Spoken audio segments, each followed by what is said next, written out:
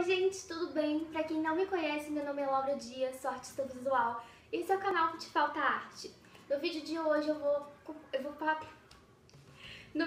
vou passar pra vocês referências de artistas LGBTQIA+, em homenagem ao mês do orgulho LGBT, tá bom? Espero que vocês gostem, deixa o like, comenta e me segue no Instagram, porque lá eu deixo sempre essas referências e vai ter um post lá com todas as referências, marcando os artistas e tudo mais, tá bom?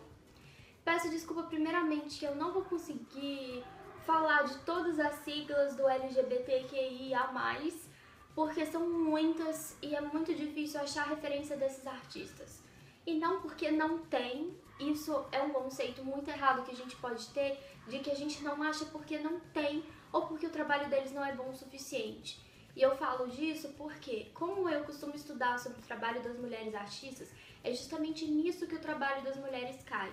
Das pessoas falarem que tem mais referência de artista homem do que de mulher porque não existe mulher artista, ou porque o trabalho delas é menor, é pior do que o dos homens. E isso está completamente errado. Então a gente não vai cair nesse mesmo erro na hora de falar sobre os artistas LGBT.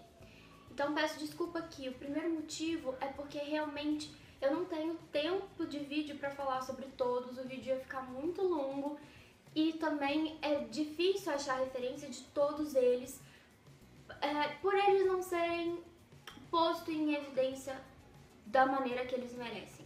Então por isso o mês de orgulho LGBT, que é o nosso querido mês de junho aí, é muito importante pra gente conseguir colocar esses artistas em evidência. E daqui a um tempo a gente talvez não precise desse mês mais, porque eles vão estar tão em evidência o quanto eles merecem. Primeiramente eu queria ler um trecho de uma fala da artista travesti Agrippina Manhattan para uma entrevista que ela deu para a Casa Vogue esse mês. E eu queria ler esse trecho que eu achei muito importante, dela falando sobre a importância do mês LGBTQIA+, e também de levar esse mês adiante, não deixar esse mês morrer aqui e a gente continuar levando essas referências que a gente tem nesse mês e dessa representatividade que a gente tem em destaque nesse mês adiante. Ela fala o seguinte: na maior parte das vezes em que estamos nas artes, não somos remuneradas. Somos vistas como um acessório para alguma edição especial sobre gênero ou identidade, e poucas vezes nossos trabalhos são olhados com seriedade. Visibilidade não enche barriga e é por vezes perigosa. Acho de extrema importância a presença de corpos travestis nas artes, em sua maior pluralidade e diversidade possível. Mas acho fundamental não cairmos em ilusões. Nenhuma travesti isenta nenhum lugar de nada. Porque ser travesti não é desculpa, e sim uma responsabilidade. Entendemos que uma não representa ninguém que não ela mesma, e por isso, enquanto formos entendidas como minoria e nossa presença for vista como um favor ou bode expiatório, a cisgeneridade só vai estar se enganando, porque não nos enganam mais. Essa entrevista, inclusive, é muito legal de vocês lerem, eu posso deixar aqui na descrição para vocês. São 8 artistas trans e travestis que foram colocados em evidência nessa entrevista. E agora a gente vai para nossa primeira referência de artista, que é o Rafael Suriani. O Rafael, ele tem um trabalho super legal que ele faz lambe-lambe pelas cidades, seja em São Paulo, seja no exterior. Esses lambe-lambes são estampados como drag queens. E o Rafael, ele conta que aos 18 anos ele teve o primeiro contato dele com a cultura drag com a série RuPaul's Drag Race. E ele falou que ficou muito apaixonado e que ele estava acabando de sair do armário também, e que isso foi essencial para ele entender que as pessoas têm a liberdade de ser quem elas querem ser e que isso seja exaltado ao máximo também. E ele fala que a forma precisa como manejam a maquiagem deslumbra ele, e o encanto dela supera o apelo visual. Então vamos lá para o nosso próximo artista. Esse artista ele já foi concorrente ao Prêmio Pipa também. Deixa eu fazer um parênteses aqui. O Prêmio Pipa é um prêmio muito importante para artistas da arte contemporânea, que é a arte que a gente vivencia hoje. E por quê? Porque o Prêmio Pipa, além de ser um prêmio que dá muito dinheiro para o artista que ganha e para os artistas finalistas, é um prêmio de referência. Se você quer referência de artistas contemporâneos, com certeza você vai achar artistas muito bons nas listas do Prêmio Pipa. É de lá que eu tiro a maior parte das minhas referências. Vou fazer um parênteses aqui também sobre o Prêmio Pipa. Ele tem uma lista de artistas que fizeram uma mostra, acho que em São Paulo, não, Brasília. E essa mostra de artistas, vou deixar aqui no link também, na descrição. E esse grupo de artistas fizeram uma exposição coletiva que chama É Tudo Nosso, e foram só artistas LGBT.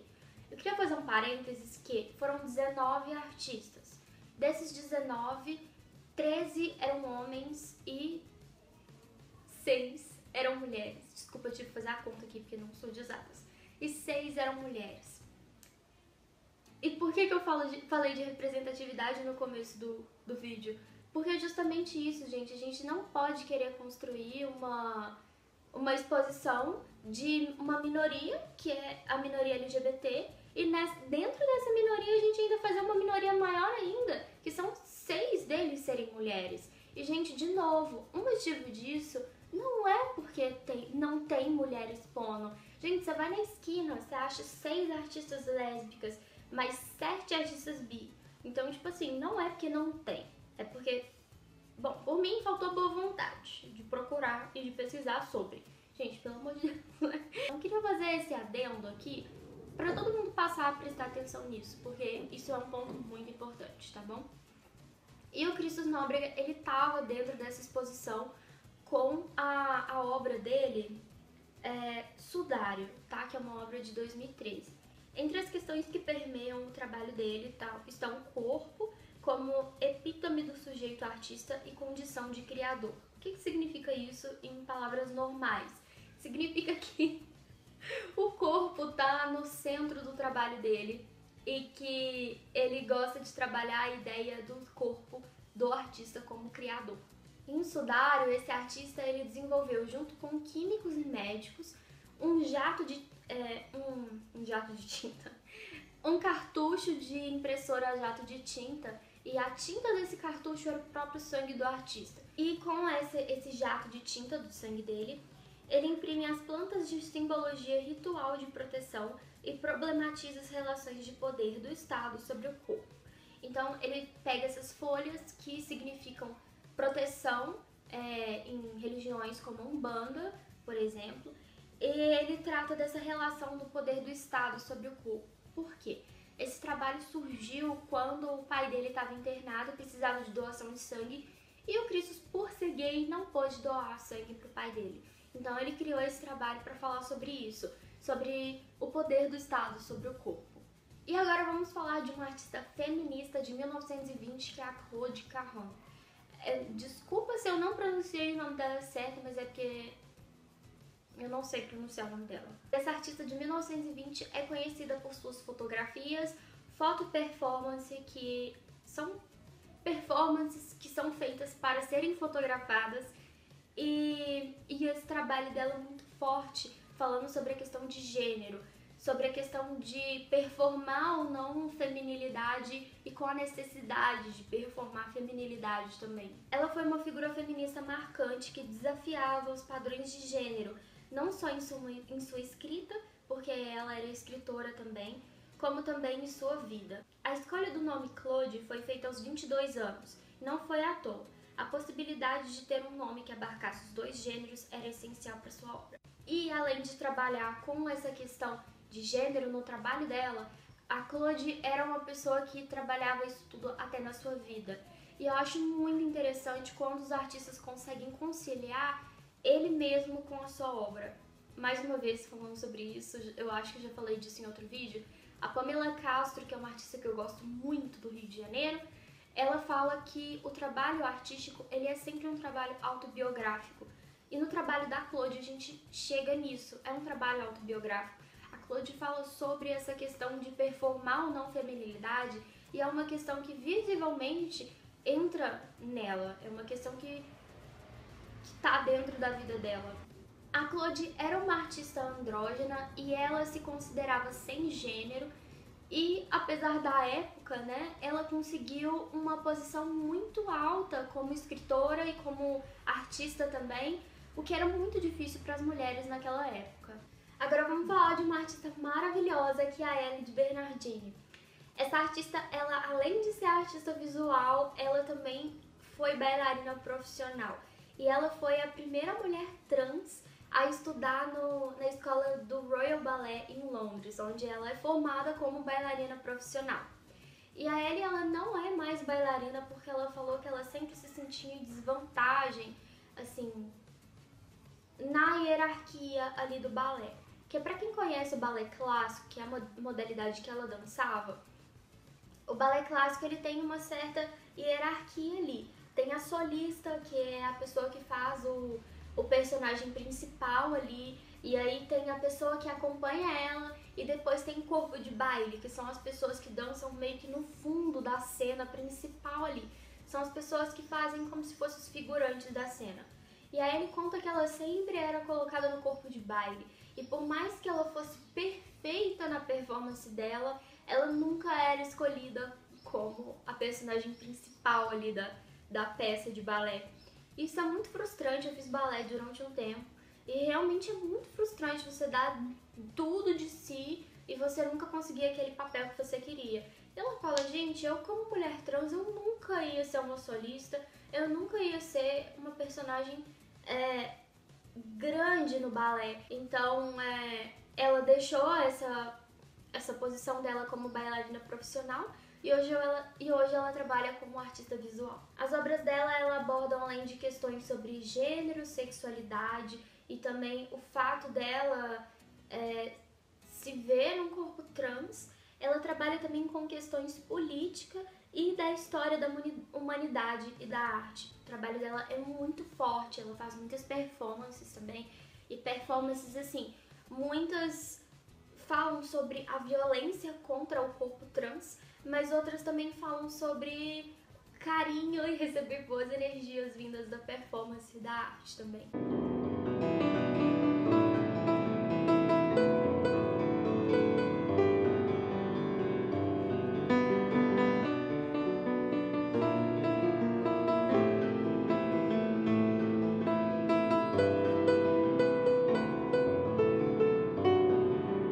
Agora vamos falar de uma artista travesti, que é a Rosa Luz. E o trabalho dela gira em torno dessa identidade de gênero dela e dessa questão dela ser travesti e do envolvimento dela com as artes. Ela fala que a arte foi uma ferramenta muito importante para ela se entender como uma artista travesti, e ela fala que autorretratos e performances sobre ela e o corpo dela foram muito importantes nessa pesquisa interna dela também. E aí a gente entra novamente na questão do trabalho ser autobiográfico. Ela fala sobre ela e o trabalho dela o seguinte: é complicado ser travesti e artista numa sociedade cisgênero que não entende a sua identidade. A minha pesquisa está conectada com essas questões. A gente não vê as travestis na padaria dando aula e nas artes visuais não seria diferente. E essa fala é importantíssima pra gente entender o trabalho dela.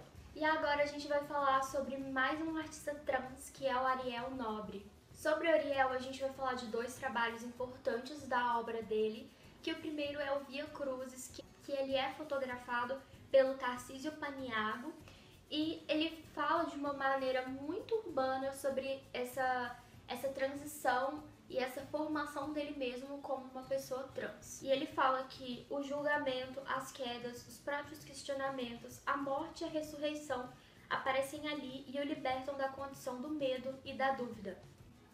E aí a gente tem um outro trabalho dele, que é o Preciso Dizer Que Te Amo, que é um trabalho que vai falar sobre o suicídio. Ele fala que esse trabalho é o trabalho da vida dele, que é o grande trabalho dele, e esse trabalho é a frase "eu preciso dizer que te amo", escrita assim muitas vezes em exaustão, em vários tipos de suporte e até mesmo no próprio rosto do artista. Ele fala sobre esse trabalho: comecei a escrever e desde então estou escrevendo, preciso dizer que te amo. Eu precisava escrever, ficou muito maior do que eu. Para ele, o suicídio tem uma face política e é por isso que ele criou esse trabalho. Bom, infelizmente a gente fica por aqui. Esses foram os artistas do vídeo de hoje. Uns eu consegui desenvolver um pouquinho mais sobre o trabalho deles, outros não. Mas muito importante que vocês pesquisem sobre o trabalho deles. Se vocês souberem de mais referências, por favor, comentem lá no Instagram e também aqui nos comentários. Sempre muito importante a gente ter referência. E muito importante também para o nosso trabalho, a gente conhecer o trabalho de outras pessoas. Vou agradecer muito você que ficou no vídeo até aqui. Pedir para você deixar o seu like, o seu comentário, compartilhar o vídeo com seus amigos e se inscrever no canal. Por favor, me segue lá no Instagram, que lá sempre tem referência de artista e outros conteúdos. Por exemplo, hoje eu postei um post falando sobre cuidados que a gente tem que ter quando a gente vai pintar com tinta a óleo. E, bom, grande abraço pra vocês e muita arte pra todo mundo!